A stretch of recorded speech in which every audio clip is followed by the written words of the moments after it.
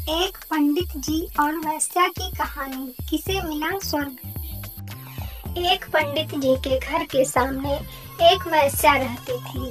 पंडित जी को उससे इतनी ईर्ष्या थी कि वह उसे देखते ही भला बुरा कहने लगते थे।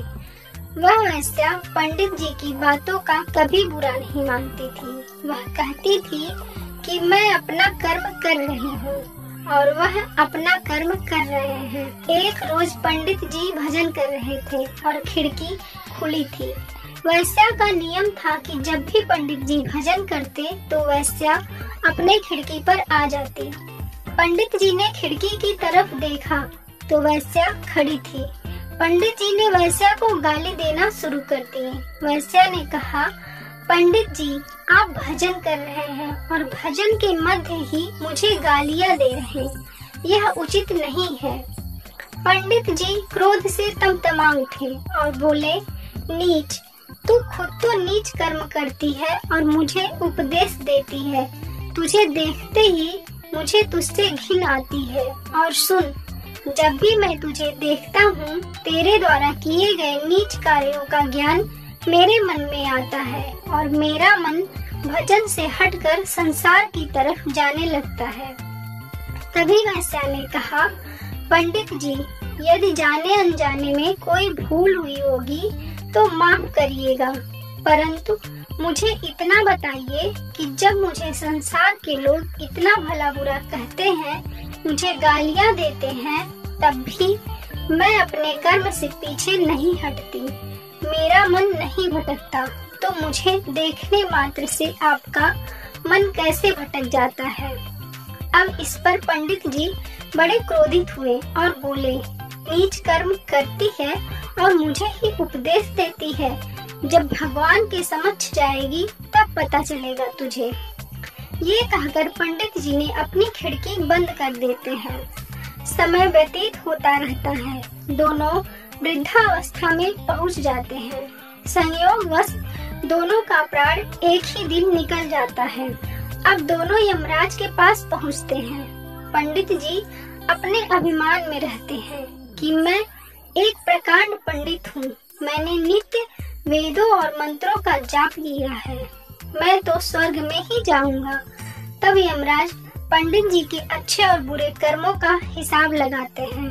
तब उन्हें पता चलता है कि पंडित जी ने भगवान का नाम तो लिया है, लेकिन भगवान को गालियां अधिक दी है। तब पंडित जी ने कहा, इसके अंदर कोई त्रुटि है, मैं तो कभी भगवान को गाली नहीं दी।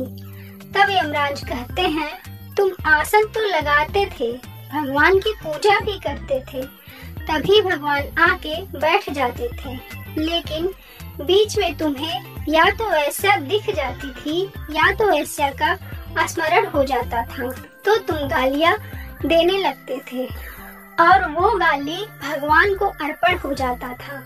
तब पंडित जी ने कहा, तब मुझे अब नर्क मिलेगा।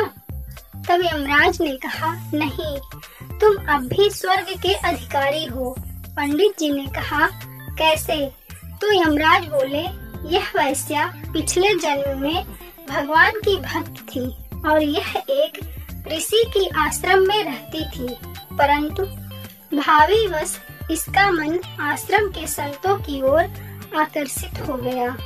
तब इसका आभास जब ऋषि को हुआ तो उन्होंने इसे श्राप दे दिया कि जा तू अगले जन्म में वेश्या बनना।